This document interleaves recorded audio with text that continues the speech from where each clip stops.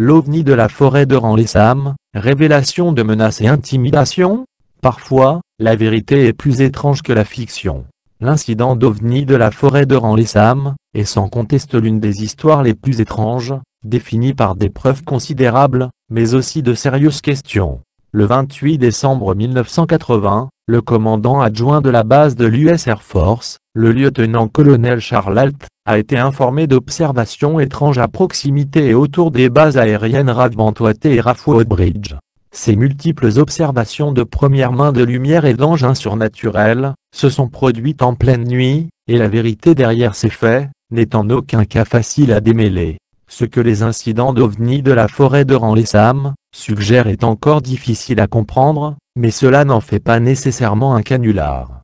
Les récits des aviateurs Sir Jim Penniston, officier John Burroughs, officier BUD d'Estevan, et d'autres comprenaient des descriptions vagues d'observations allant de lumière surnaturelle inhabituelle à des vaisseaux spatiaux triangulaires aussi denses et brillants que de l'obsidienne, en passant par des marques brûlées dans le sol.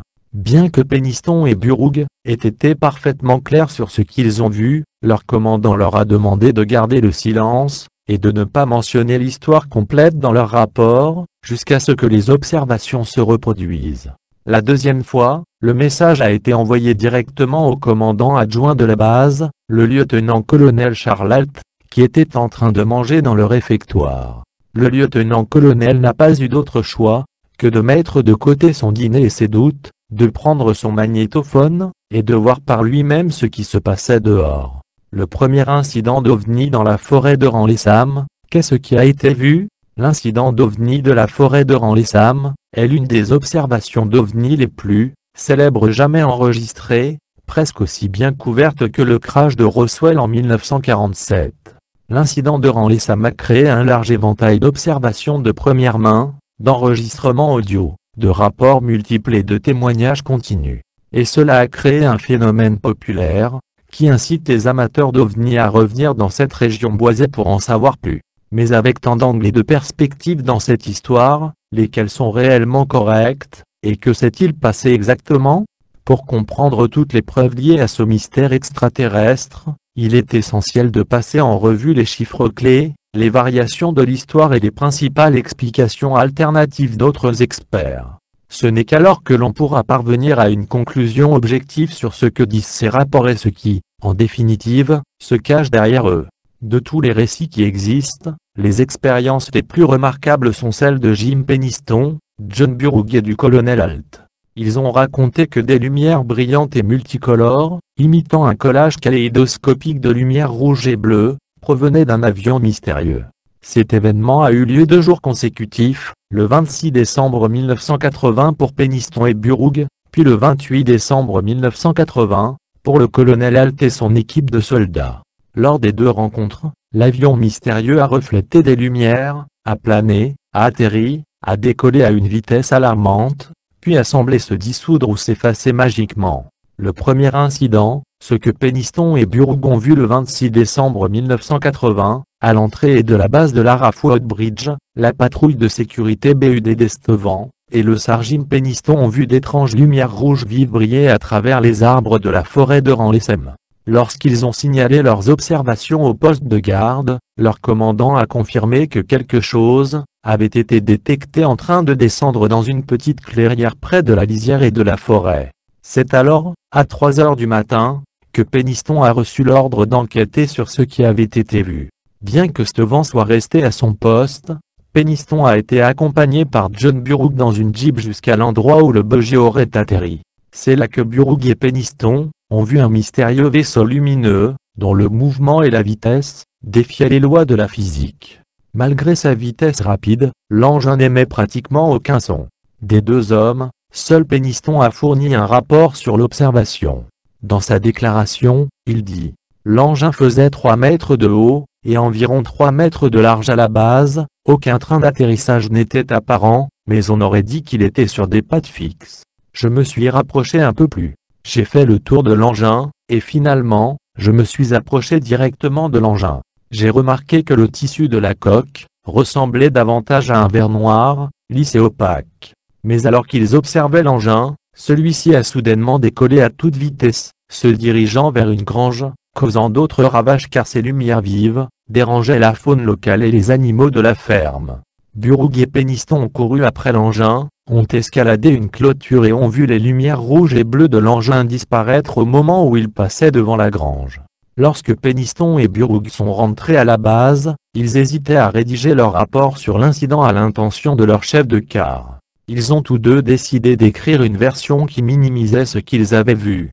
Dans leur témoignage, ils ont simplement déclaré « J'ai vu un objet mécanique avec des lumières rouges, bleues et blanches, mais l'engin a disparu avant que nous puissions mieux le voir. » Cutley et Castro 2019. À leur grand désarroi, Penniston et Burroughs ont tous deux reçu l'ordre de garder le silence sur ce qu'ils ont vu.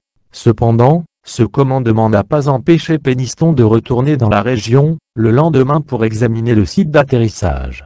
Sur le sol de la forêt, Penniston a découvert des empreintes circulaires faites par un objet lourd, espacé de 3 mètres, 9,8 pieds.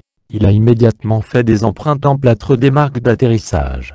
Burroughs et Penniston ont également révélé que des brûlures et des branches cassées étaient présentes près des empreintes sur le sol. Bien que leur commandant leur ait demandé de garder le silence, les moulages en plâtre et les dégâts causés par les arbres ont suscité la curiosité des autres militaires, faisant de ce site un lieu de curiosité pour le personnel militaire. Le deuxième incident, ce que le lieutenant-colonel Alt a vu le 28 décembre, le commandant adjoint de la base, le lieutenant-colonel Charles Alt, a été informé que l'OVNI était revenu, près de l'endroit où la première observation avait eu lieu. Bien que les affirmations de Burroughs et Penniston aient été rejetées, le lieutenant Alt a décidé de réunir une équipe armée de projecteurs, de lunettes de nuit, d'appareils d'enregistrement audio, et de détecteurs de radiation pour enregistrer tout ce qui se passait. Alors qu'il ordonne l'installation des projecteurs autour du périmètre du site, le lieutenant Alt demande à ses hommes de prendre des mesures de radiation avec des compteurs GG dans la zone. Cependant, les projecteurs ont mal fonctionné, obligeant ces hommes à poursuivre leurs recherches avec des lunettes de vision nocturne. En regardant à travers les lunettes de vision nocturne, les abrasions sur les arbres ont émis des signatures thermiques. Les compteurs GG indiquent d'immenses brûlures dues aux radiations. Et puis l'OVNI est réapparu, approchant du sud, volant à une vitesse incroyable, et émettant une lumière rouge vibrante à travers les branches des arbres. L'une des meilleures citations de l'enregistrement d'Alt capture les sentiments de cette expérience.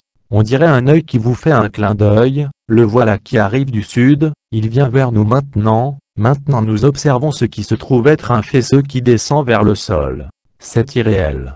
Reed Pat, transcription d'Alt. Les lumières voltigeaient de manière attrayante à travers les arbres, mais à mesure que le vaisseau se déplaçait, il semblait se désagréger. La lumière émanant du vaisseau était si forte que les capteurs des lunettes de nuit ont brûlé. Les lumières ont continué à planer et à rayonner au-dessus de la forêt et du champ.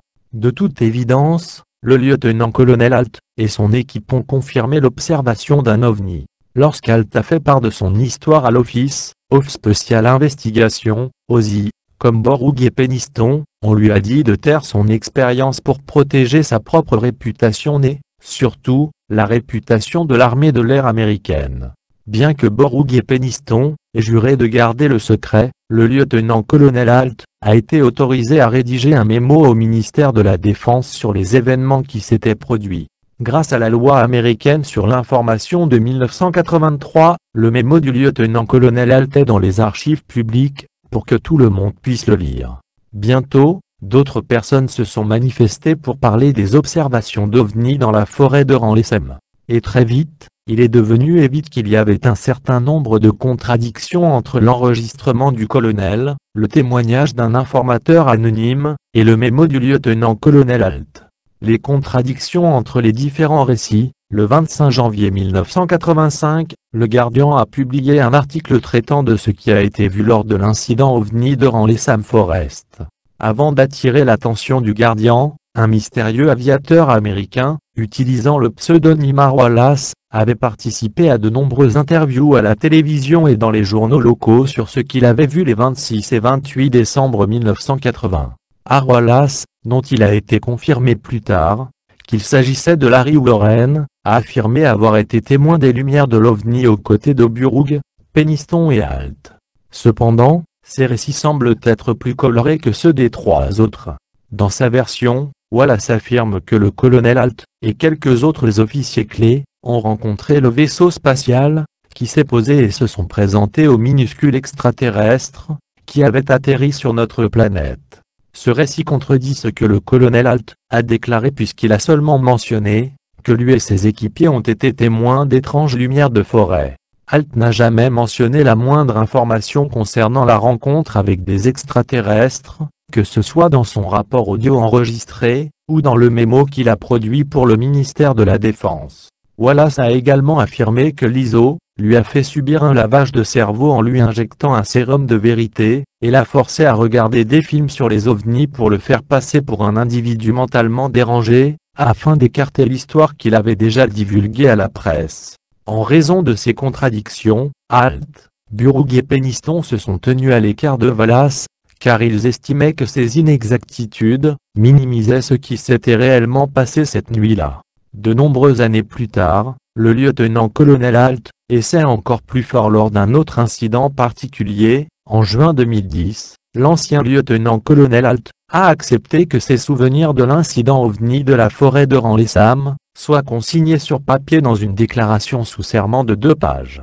Malheureusement, ces souvenirs étaient également contradictoires en ce qui concerne la direction des lumières, la position des marques d'atterrissage, et le nombre d'objets apparus dans le ciel. Bien qu'il ait eu l'intention de valider les événements originaux des 26 et 28 décembre, il a par inadvertance semé davantage de confusion et de doute sur l'ensemble de l'histoire. En 2015, le vieux lieutenant-colonel Halt a tenté de rétablir sa réputation en obtenant des déclarations écrites des opérateurs radars de la rade Brantwater travaillant les nuits en question. Dans leurs déclarations, les opérateurs radars ont admis avoir repéré les objets les 26 et 28 décembre. Mais ils ne se sont sentis à l'aise pour parler de ce qu'ils suivaient, qu'après avoir pris leur retraite de l'armée. Les anciens opérateurs radars anonymes ont mentionné qu'ils ont vu les lumières se déplacer de 96 km en 3 secondes, tourner et s'arrêter brusquement près d'un château d'eau, puis retourner à nouveau dans la forêt où l'équipe du colonel Halt enquêtait sur le terrain. Ces informations supplémentaires fournies par les opérateurs radars viennent étayer les déclarations précédentes d'Halt, Burroughs et Peniston.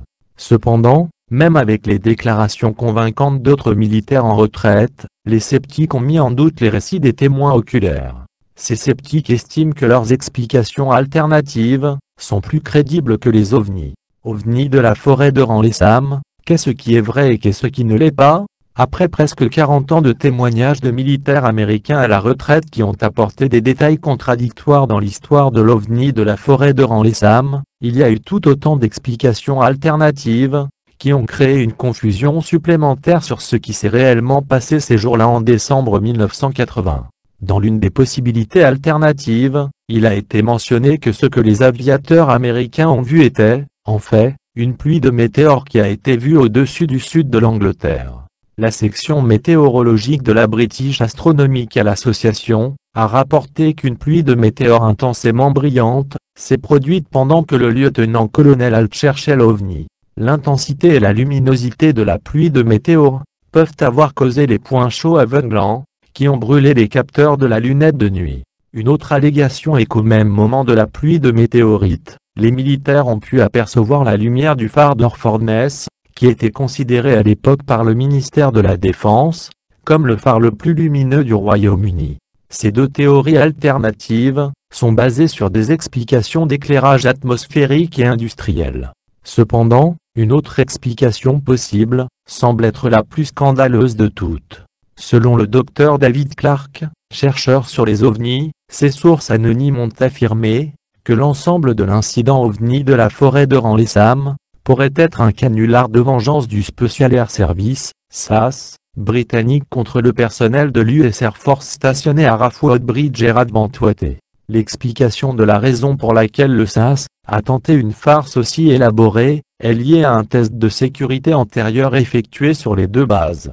Selon le docteur Clark, les SAS auraient parachuté plusieurs troupes pour simuler une invasion, ce qui aurait incité les militaires américains à encercler et capturer les soldats SAS parachutés. Les soldats SAS capturés ont été internés, maltraités, battus et humiliés, et l'armée de l'air américaine a déclaré que les prisonniers étaient des étrangers non identifiables. En raison d'un tel acte d'agression contre une simulation ludique, les SAS ont décidé de préparer leur vengeance en mettant en scène une véritable invasion extraterrestre. Le Dr Clark a poursuivi en détaillant la façon dont la farce des SAS a été réalisée. Les SAS ont apparemment conçu des fusées éclairantes multicolores programmées pour se déclencher à certains moments dans la forêt, tandis que certains membres du personnel des SAS ont télécommandé des ballons à hélium de couleur sombre, ainsi que des planeurs et des cerfs-volants contrôlés pour imiter un seul vaisseau en mouvement. Étant donné l'obsession des Américains pour les extraterrestres après le crash de Roswell en 1947, et les films populaires sortis à cette époque, ils espéraient convaincre les États-Unis que les extraterrestres arrivaient bel et bien et que cela leur servirait de leçon. Avec toutes les différentes explications alternatives, l'événement OVNI de Raleigh-Sam Forest semble impossible à résoudre. Si les réputations étaient en jeu, pourquoi les mémos et les témoignages étaient-ils encore autorisés à être écrits, soumis et même diffusés peu de temps après l'événement? Pourquoi l'incident de Raleigh-Sam a-t-il été discuté à un niveau supérieur? Bien que les récits de première main enregistrés par plusieurs militaires américains aient dépeint un tableau élaboré de circonstances extraordinaires, pourquoi ces événements ont-ils été discutés à des niveaux supérieurs? Dans une déclaration, il a été dit que le ministère de la Défense pensait que les observations provenaient de la confusion générale créée par le phare d'Orfordness en raison de sa puissance luminescente et de sa proximité avec les observations de lumière OVNI. Pour cette raison, le ministère de la Défense a estimé que l'événement était insignifiant et ne représentait aucune menace pour la sécurité nationale. Par conséquent, aucune enquête supplémentaire n'a été nécessaire. Mais cela ne répond pas à la question de savoir pourquoi les rapports ont été soumis au ministère de la Défense par le lieutenant-colonel Alt, l'officier le plus gradé des bases. Dans un autre compte-rendu, l'ISO a affirmé que le projet Blue Book, une série d'études systématiques des OVNI menée par l'armée de l'air américaine, USAF, a été interrompu le 19 janvier 1970, et qu'il n'était donc plus nécessaire de discuter des observations d'OVNI. Pourtant, tous les mémos concernant cet événement mentionnent des lumières mystérieuses. Donc, si le gouvernement américain voulait étouffer l'affaire, pourquoi s'est-il donné la peine de rédiger ces mémos? Pourquoi les ministères de la Défense américains et britanniques n'ont-ils pas complètement enterré les récits des témoins oculaires, et pourquoi n'ont-ils jamais été poursuivis? Était-ce parce que personne ne voulait les croire, ou se pourrait-il que ces récits soient une pure fiction? Enfin, même si cet événement s'est produit il y a près de 40 ans, comment se fait-il que des observations d'OVNI continuent d'être signalées dans la forêt de Raleigh-Sam aujourd'hui?